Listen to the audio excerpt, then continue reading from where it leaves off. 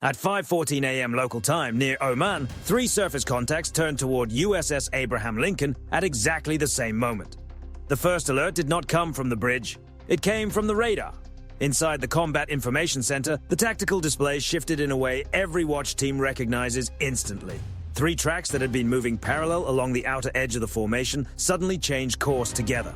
Not 1, not 2, all 3. Their new heading pointed straight at the carrier strike group. 3 surface contacts maneuvering inbound. The call was made once. It did not need repeating. Everyone inside CIC was already in motion. Range figures refreshed every second. Bearing lines drew tighter. Symbols on the screen stopped resembling distant maritime traffic and began to look like a coordinated challenge. Electronic support measures searched for signals. Infrared sensors swept the area. Optical cameras worked to pull detail from the early morning haze hanging over the Arabian Sea. On Abraham Lincoln's bridge, the response came just as quickly and far more quietly than most people would imagine. No shouting, no disorder. Only short commands, acknowledged once and carried out immediately. The officer of the deck adjusted his posture and kept his gaze forward. Across the tactical net, clipped reports from the escorts added layer after layer to the picture-taking shape around the carrier. The sea was calm enough to allow long visibility, but distance still concealed intention. At first, the 3 contacts were only shapes. Then they became silhouettes. Then warships. 1 advanced from the center, 2 others spread slightly apart, one drifting to port, the other widening to starboard. It was not random movement. It looked deliberate, controlled, structured, possibly a coordinated approach. Those words carried weight precisely because they were delivered so calmly.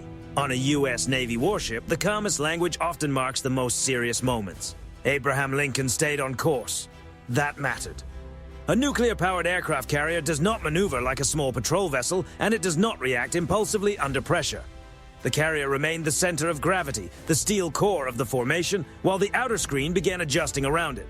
1 American escort shifted to preserve spacing. Another widened its position just enough to improve observation angles and response options. The strike group's geometry changed almost invisibly, but everyone inside the formation could feel it. At 5:16, bridge-to-bridge warnings were transmitted. The first message was clear, professional, and direct. Unidentified warships approaching a U.S. Navy formation were instructed to alter course immediately and maintain a safe distance. There was no reply. Seconds later, the warning was repeated. Still nothing. Inside CIC, the tactical action officer watched the center contact continue closing. The range was falling too quickly to ignore. Speed estimates came in, course projections refreshed, closest point of approach tightened. The middle track held the most aggressive line, while the 2 ships on either side widened the picture around it, as if shaping the encounter to complicate any response from the escorts. Then the cameras delivered what radar could not: flags. For a brief moment, the image stabilized in the salty haze just long enough to confirm what the watch team had already begun to suspect. These were Iranian warships. They were armed, fast enough to be dangerous at close range, and no longer behaving like vessels, content to observe from a distance. Contacts identified as Iranian surface combatants. That changed the legal picture. It changed the tactical picture even more. No one aboard Abraham Lincoln needed to be told what 3 converging warships could mean at short range. A carrier strike group is built to withstand missiles, submarines, aircraft, and layered attacks. But the most dangerous moments at sea often begin long before any shot is fired. They begin with distance, with angles, with silence, with intent. At 5:18, the lead Iranian ship increased speed again. This time, the move was obvious even before the updated data finished appearing on the screens. Its bow wake sharpened. The vessel committed more firmly to the approach. On either side, the other 2 ships maintained their spacing, neither surging ahead nor dropping back, shaping the encounter into something more serious than a simple close pass. An escort commander requested permission to reposition more aggressively. Approved. Out on the water, American hulls slid into new lanes with disciplined precision. No dramatic motions, no wasted movement. Just trained steel going exactly where it needed to go. At the center of it all, Abraham Lincoln remained steady. Its massive flight deck lay silent beneath the pale morning light, while every sensor, every radio, and every weapon station around it stepped up another level of readiness. The next bridge warning went out sharper than the first. Alter course now. You are closing on a U.S. Navy formation. Maintain safe separation. This time, a reply came back. It was brief, accented, controlled, and completely unhelpful. The Iranian voice did not acknowledge the warning in any meaningful way. It did not explain the maneuver. It did not reduce the danger. It confirmed only one thing: They had heard the Americans, and they were continuing anyway. At 5:19, one of the escorts reported the detail that changed the tone across the net. The lead Iranian warship's gun mount had shifted, only a few degrees, barely enough for an untrained eye to notice. But in an encounter like this, a few degrees were enough. Enough to trigger new calculations, enough to force new assumptions, enough for every sailor in the formation to understand that this was no longer just an unsafe approach that might still correct itself. Inside CIC, no one spoke for a moment. Then the air warfare coordinator said it clearly. The intent was shifting. Out near Oman, with 3 Iranian warships still closing on USS Abraham Lincoln, intent mattered more than any words exchanged over the radio. At 5:20 local time, the distance kept shrinking. By now, no one in the strike group saw this as a routine encounter at sea. The 3 Iranian ships were no longer just approaching from the outside. They were actively shaping the space around the carrier. The center vessel held the most aggressive line, pushing straight into the formation's forward picture. Off to port, another ship widened slightly, then began curving inward. Not enough to immediately cross the defensive screen, but enough to pressure the spacing every escort relied on.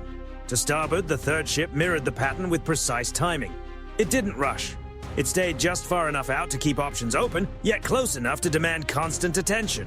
At that point, it no longer looked China. The pattern was deliberate. Inside the Combat Information Center, the display now showed 3 separate pressure points forming around the strike group. Each ship created its own challenge. Each angle required its own response. Together, they compressed the time available to react. Coordinated maneuver confirmed. No one said more than necessary. USS Abraham Lincoln stayed steady on course, massive and unmoving to the naked eye. But around her, the outer layer of the formation was shifting. One American destroyer moved farther out to port, cutting off a possible path inward. Another adjusted to starboard, denying the widest Iranian ship a clean angle of approach. Their wakes carved sharp white arcs across the dark blue water, controlled lines drawn exactly where they were needed. This is the difference between size and control. A carrier strike group isn't just a group of ships, it's a single, connected system. Every radar return, every speed change, every course adjustment, every radio call feeds into that system in real time. From a distance, it might look like a few warships crossing open water. In reality, it had become a contest over positioning, timing, and initiative. At 5:21, the lead Iranian ship closed the gap again. Its bow pressed harder into the water. The wake behind it thickened. Through optical zoom, details sharpened. The forward gun, the bridge, the mast, signal flags, even crew moving across exposed sections of the deck. It was no longer just a track on a screen. It was a warship, under command, moving deeper into a U.S. Navy defensive zone with no sign of slowing down. Another bridge-to-bridge warning went out. You are entering unsafe proximity to a U.S. Navy formation. Alter course immediately. The response came late. It wasn't a denial. It wasn't an apology. It wasn't even a standard acknowledgement of maritime separation rules. Just a short message stating presence in international waters. And nothing about the closing distance, nothing about the converging courses, nothing about why 3 ships had chosen that exact moment to move in together. What wasn't said mattered just as much. At 5:22, an escort reported the updated closest point of approach. Too close. No alarms followed, no visible reaction. The number simply passed across the network, and every commanding officer understood its meaning.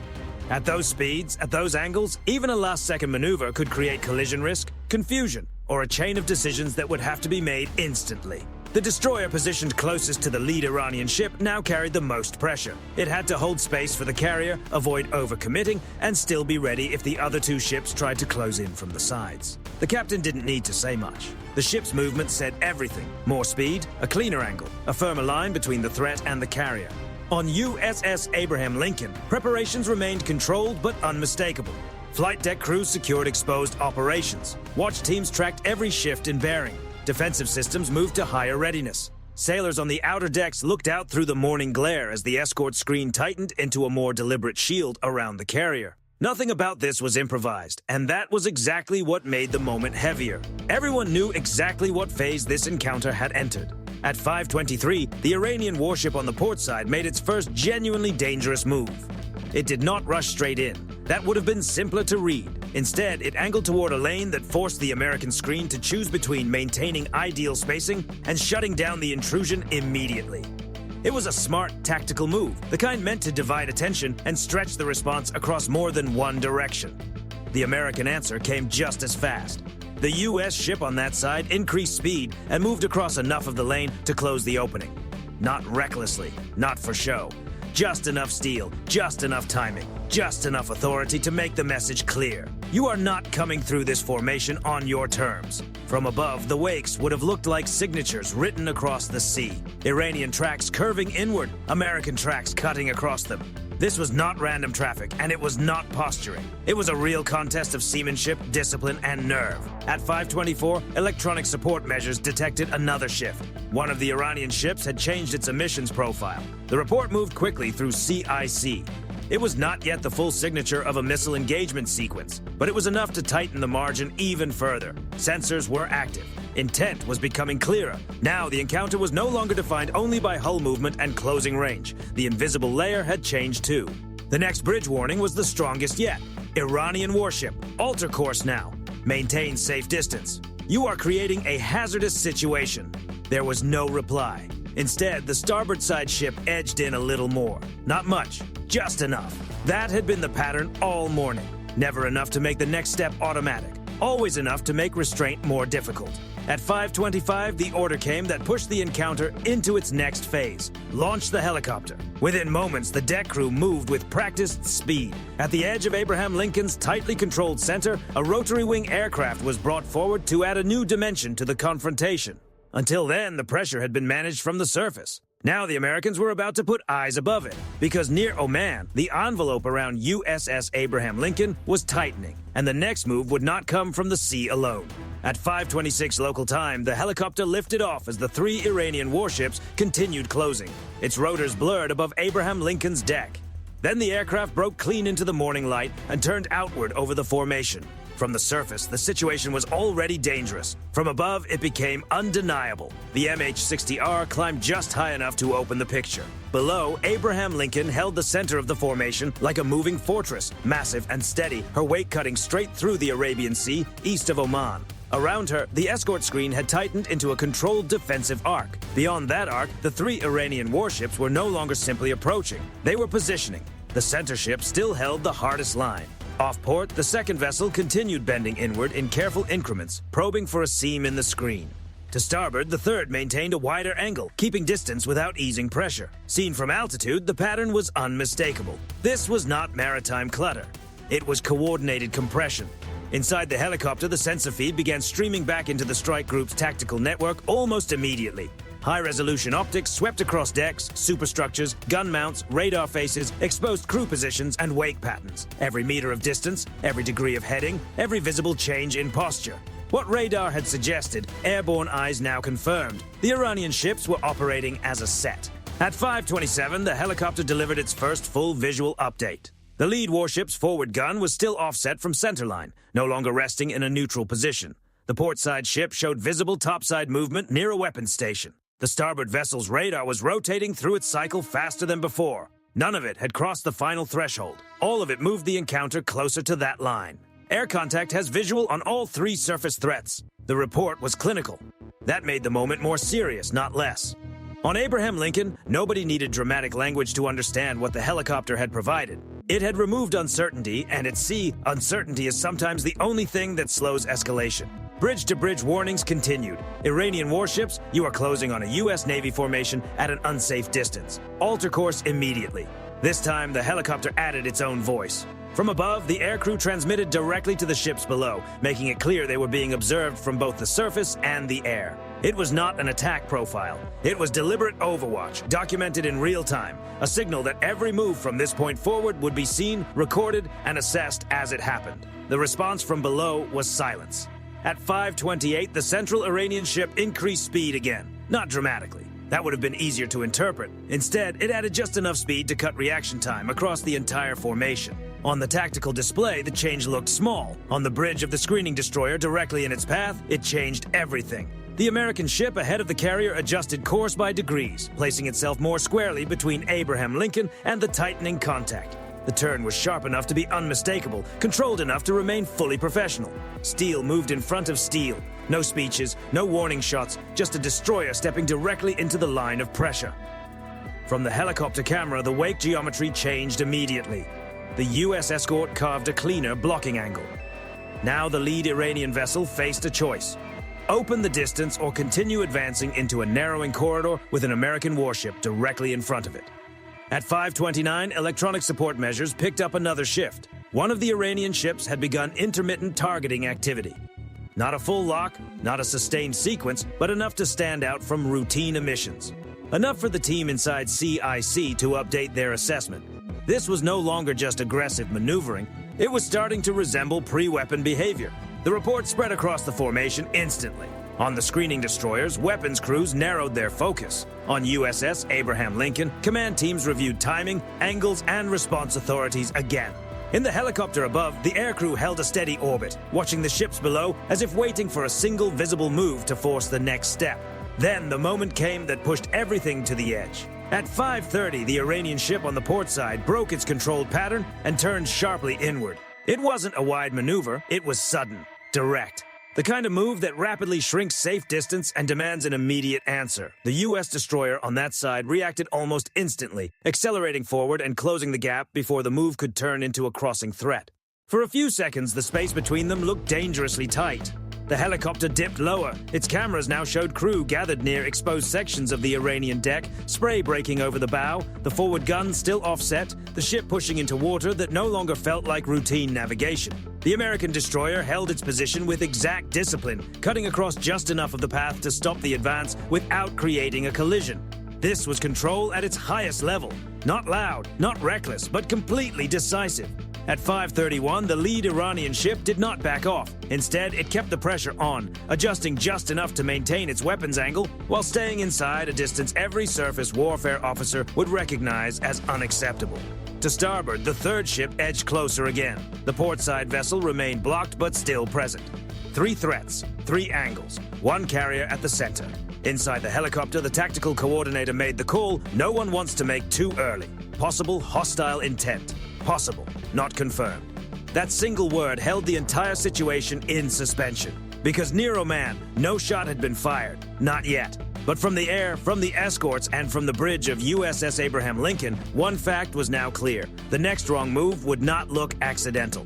At 5:32, the U.S. Navy shifted from reacting to taking control. Up to that point, the Iranian ships had set the tempo. They chose the angles. They compressed the space. They forced the strike group to absorb pressure while holding formation. That changed. Inside CIC, the tactical display showed the first sign. The destroyer covering the forward arc of the carrier shifted from defensive positioning to a true intercept path. Not drifting, not just shielding. A deliberate move to take control of the water directly ahead of the lead Iranian ship. Screen unit moving to cut the lane. By the time the report circulated, the action was already underway. Out on the water, the destroyer surged forward with controlled speed. Its bow cut cleanly through the morning sea, its wake spreading wide and bright behind it. No sudden rush, no overextension. It placed itself exactly where it needed to be, between the most aggressive Iranian ship and the center of the formation. For the first time, the geometry shifted. The lead Iranian ship no longer had open water ahead. It had an American warship moving directly into its path with steady precision. To port, the second Iranian vessel remained near the edge, but the American destroyer there had already closed the gap and reinforced the line. To starboard, the third ship was still present, but no longer part of a tightening pattern. It had become isolated pressure without a clear path forward. From above, the helicopter captured it clearly. For minutes, the Iranian ships had drawn converging paths toward USS Abraham Lincoln. Now, American ships were cutting across those paths and breaking them apart. The pattern had changed. It no longer looked like 3 ships shaping the carrier's space. It looked like 3 ships being forced out of a plan they could no longer control. At 5:33, the final warning was transmitted. It wasn't louder than the others. It didn't need to be. The authority came from positioning, not tone. Iranian warship. Alter course immediately. You are on a hazardous approach to a U.S. Navy formation. Change heading now. No reply came. The lead ship held its course for a few more seconds, just long enough to show the pressure wasn't easing on its own. That was enough. Across the strike group, every unit was already at peak readiness. Sensors locked, distances clear, decisions understood. No one rushed, no one hesitated. The response came exactly as trained. The destroyer ahead increased speed again, tightening the block. At nearly the same moment, the helicopter dropped lower into a more dominant orbit. Not attacking, not diving in, but making its presence unmistakable directly above the Iranian ships. Now the message was clear. This was no longer a situation being observed. It was being controlled, from the surface and from the air at the same time. Then came the move that finally broke the standoff. At 5:34, the lead Iranian warship changed course. Not by much, but enough for bridge teams on the American ships to catch the shift in its bow and see the wake begin to widen away from the original line. It was not a retreat, and it was not surrender. But it was the first clear piece of water the formation had given up. And once that first line bent, the rest of the Iranian formation started to lose cohesion. The portside ship, which had spent the previous minutes probing for a crossing lane, suddenly lost its timing. Its inward pressure no longer aligned with the center threat. The destroyer shadowing it reacted immediately, moving farther across the seam and removing any chance of a late cut-in. The Iranian ship eased speed, then began drifting outward by degrees. To starboard, the third ship hesitated. That hesitation mattered. For most of the encounter, it had held a disciplined supporting angle, ready to take advantage of distraction or overreaction. But once the lead vessel gave up course and the portside ship lost its opening, the starboard contact was exposed for what it had become: a single warship without a synchronized point of entry. It edged closer for a moment, then checked itself. Its angle flattened. The pressure started to drain from the move. The helicopter feed captured the change in real time. Iranian wakes that had been bending inward now stretched wider and less certain. American wakes stayed sharp, controlled, and confident. From above, the contrast between coordinated pressure and broken momentum was impossible to miss. At 5:35, one of the Iranian ships shifted its radar again. This time, the change worked against them. The electronic signature was captured, logged, and added to everything the strike group had already recorded throughout the encounter. Visual evidence, bridge warnings, approach lanes, course changes, unsafe proximity, and visible posture on deck. That was the real turning point. The three Iranian warships had approached USS Abraham Lincoln, hoping to create tension, confusion, or a forced concession near Oman. Instead, they had exposed themselves under the full observation of a carrier strike group that never lost control, never overreacted, and never gave away the initiative. At 5:36, USS Abraham Lincoln remained on course. That fact spoke louder than any radio call. The carrier had not been turned away. She had not been boxed in. She had not been forced into a disorderly maneuver. She was still moving ahead, massive and steady, while the warships that had come to pressure her were now adjusting to an American-controlled space around them. Above, the helicopter kept the scene in frame. Below, the escorts held their lanes. And near Oman, 3 Iranian warships were forced to confront a hard reality of surface operations. The U.S. Navy did not need to fire first to take control of the situation. At 5:37 local time, the pressure had failed to achieve its goal. Not because the 3 Iranian ships had vanished, not because the danger had suddenly disappeared from the water east of Oman, but because the shape of the encounter had changed, and everyone in the strike group could now see who was controlling that shape. USS Abraham Lincoln was still on her original course. That was the first fact that mattered. For more than 20 minutes, the 3 Iranian ships had pressed inward, changing angles, reducing distance, testing gaps in the escort screen, and trying to force a reaction they could use. They moved fast enough to create danger, close enough to create uncertainty, and carefully enough to avoid crossing the line too soon. But in the end, the formation around Abraham Lincoln did not break, it tightened. From above, the helicopter continued its orbit, feeding a steady stream of imagery back into the tactical network. The view was clearer now than at any point since the encounter began. The lead Iranian ship, once driving the most aggressive line, was no longer pointed into the carrier's path. Its bow had opened outward by a few critical degrees. The portside vessel had lost the lane it had been testing and was drifting wider into safer water. The starboard ship still lingered, still present, still dangerous in the way any armed warship remains dangerous at close range, but its angle had flattened. The pattern they had tried to build around Abraham Lincoln was gone. At 5:38, the American escorts adjusted again. Not to fall back, not to celebrate, to consolidate. The destroyer that had stepped into the lead ship's path held its controlling position, matching course and speed with disciplined precision. The escort to port kept the seam closed, leaving no opening for a sudden last-minute move. To starboard, the outer screen maintained enough distance to block any fresh compression without stretching the formation too far. It was quiet work, technical work, the kind of work most people miss when they are only looking for dramatic moments. But this was where control was truly decided. But this is where the real outcome was decided. Surface warfare isn't always measured by impact. Sometimes it's defined by who keeps moving, who holds formation, and who forces the other side to abandon their plan first. At 5:39, another bridge transmission went out from the American side. Maintain safe distance, do not approach this formation. The message was precise, formal, and backed by everything already demonstrated. Blocking maneuvers, airborne oversight, active sensors, controlled reactions, and absolute discipline. This time, the response from the Iranian side was shorter than before and even less meaningful. No explanation, no denial, no acknowledgement of distance or posture. Just a minimal statement of presence, without the pressure that had defined the earlier minutes. Because pressure only matters while it works.